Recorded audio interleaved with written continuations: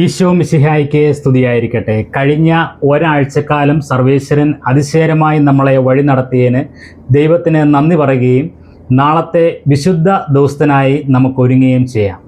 ഇന്ന് നമ്മൾ ചിന്തിക്കുന്ന വിഷയം, ഏത് അവസ്ഥയിലും കൂടെ സഞ്ചരിക്കുമോ കർത്താവ്.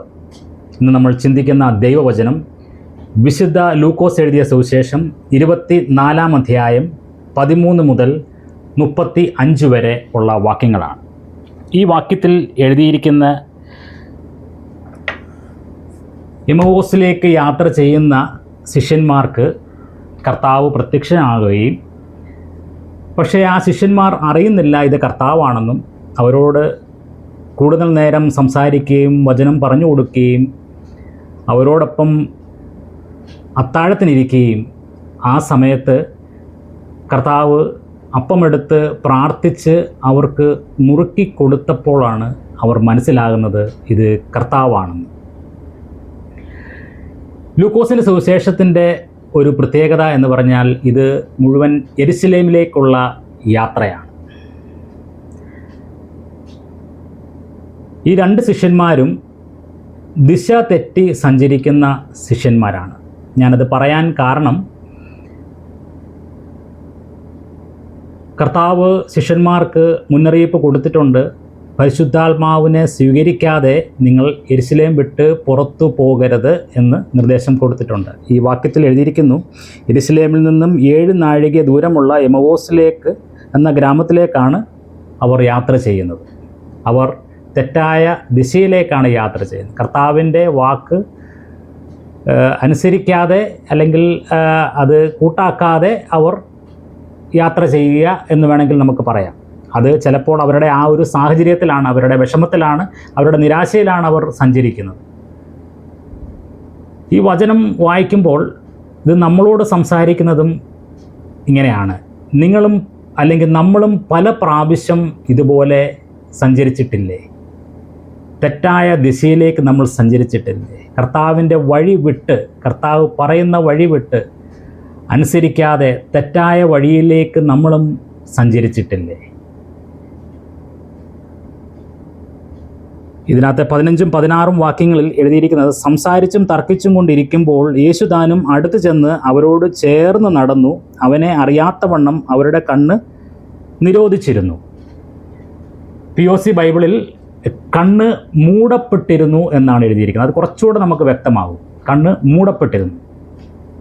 ശിഷ്യന്മാർക്ക് മനസ്സിലാകുന്നില്ല ഇത് യേശുവാണെന്നുള്ളത്. അവരുടെ കൂടെ സഞ്ചരിക്കുമ്പോഴും അവരോട് സംസാരിക്കുമ്പോഴും അവർക്ക് മനസ്സിലാകുന്നില്ല ഇത് യേശുവാണെന്നുള്ളത്. അവരുടെ കണ്ണ് മൂടപ്പെട്ടിരിക്കുകയാണ്. നമ്മുടെ കണ്ണും അതുപോലെ മൂടപ്പെട്ടിരുന്നതിനാലാണ് തെറ്റായ വഴിയിൽ കൂടെ സഞ്ചരിച്ചപ്പോഴും കർത്താവിൻ്റെ സ്വരം നമുക്ക് കേൾക്കാൻ പറ്റാഞ്ഞത്. കർത്താവ് പല പ്രാവശ്യം നമ്മളോട് തെറ്റുതിരുത്തി വരുവാൻ നമ്മളോട് സംസാരിച്ചിട്ടുണ്ട്. പക്ഷേ ഈ ലോകത്തിൻ്റെ മോഹങ്ങളിൽപ്പെട്ട് നമ്മുടെ കണ്ണ് മൂടപ്പെട്ടിരുന്നതിനാലാണ് നമുക്ക് ആ സ്വരം കേൾക്കാൻ സാധിക്കാതിരുന്നത് എന്നാണ് ഈ വചനം നമ്മളോട് പറയുന്നത്. ഈ വചനത്തിൻ്റെ 30-31 വാക്യത്തിൽ എഴുതിയിരിക്കുന്നതാണ് നമ്മൾ അടുത്തത് ചിന്തിക്കാൻ പോകുന്നത്. അവരുമായി ഭക്ഷണത്തിന് ഇരിക്കുമ്പോൾ അവൻ അപ്പം എടുത്ത് അനുഗ്രഹിച്ച് നുറുക്കി അവർക്ക് കൊടുത്തു. ഉടനെ അവരുടെ കണ്ണ് തുറന്നു. ഈ മൂടപ്പെട്ടിരുന്ന കണ്ണ് തുറന്നത് കർത്താവ് അപ്പം പ്രാർത്ഥിച്ച് നുറുക്കി അവർക്ക് കൊടുത്തപ്പോഴാണ്. ഇതെന്തിനെ സൂചിപ്പിക്കുന്നു? വിശുദ്ധ കുർബാനയെപ്പറ്റി സൂചിപ്പിക്കുകയാണ്. കർത്താവ് പറഞ്ഞു, ഇതെൻ്റെ ശരീരമാകുന്നു, ഇതെൻ്റെ രക്തം, ഇത് നിങ്ങളുടെ പാപമോചനത്തിനായി നൽകപ്പെടുന്നു എന്ന് പറഞ്ഞത്, അത് കർത്താവ് അവർക്ക് അപ്പം മുറിച്ച് അവരുടെ കർത്താവിൻ്റെ ശരീരമാകുന്ന അപ്പം മുറിച്ച് അവർക്ക് നൽകുകയാണ്. അപ്പോഴാണ് അവരുടെ കണ്ണ് തുറന്നത്.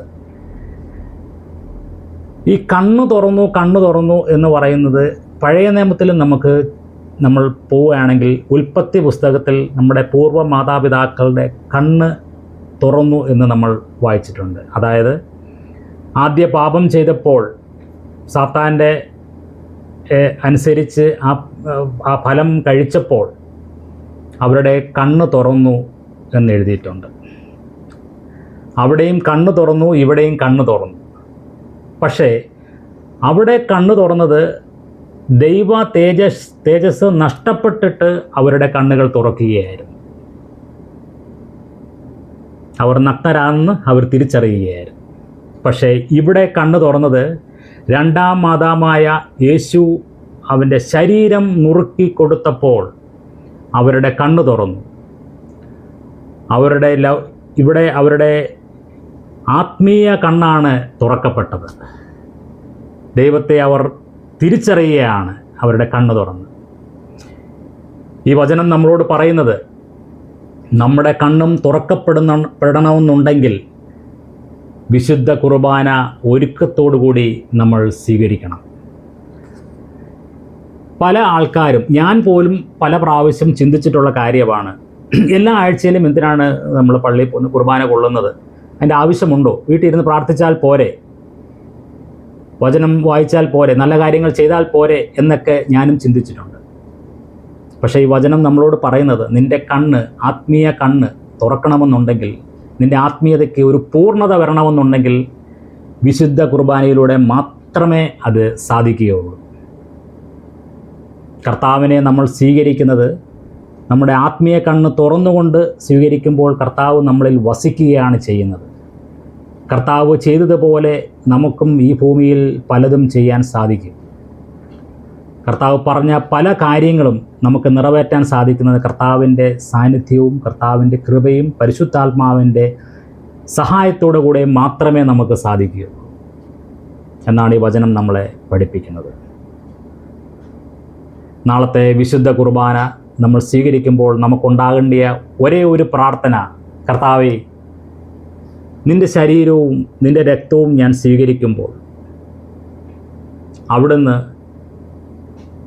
എൻ്റെ ആത്മീയ കണ്ണിനെ നീ ഒന്ന് തുറന്നു തരണമേ. അവിടെ ശിഷ്യന്മാർക്ക് കർത്താവിനെ മനസ്സിലാക്കിയതുപോലെ എനിക്ക് പൂർണ്ണമായും നിന്നെ ഒന്നും മനസ്സിലാക്കുവാനുള്ള ഒരു വലിയ കൃപ നാളത്തെ കുർബാനയിലൂടെ നീ എനിക്ക് തരണമേ എന്നുള്ള ഒരൊറ്റ പ്രാർത്ഥന മാത്രമേ നമുക്ക് ഇന്ന് പ്രാർത്ഥിക്കാനുള്ളൂ. നാളത്തെ വിശുദ്ധ കുർബാനയിൽ വലിയ ദൈവ സാന്നിധ്യം നമുക്ക് അനുഭവിക്കാൻ സാധിക്കട്ടെ എന്ന് പ്രാർത്ഥിക്കുന്നു. നല്ല ഒരു ഞായറാഴ്ച ഞാൻ നിങ്ങൾക്ക് ആശംസിക്കുന്നു. പിതാവിൻ്റെയും പുത്രൻ്റെയും പരിശുദ്ധാത്മാവിൻ്റെയും നാമത്തിൽ ആമേൻ.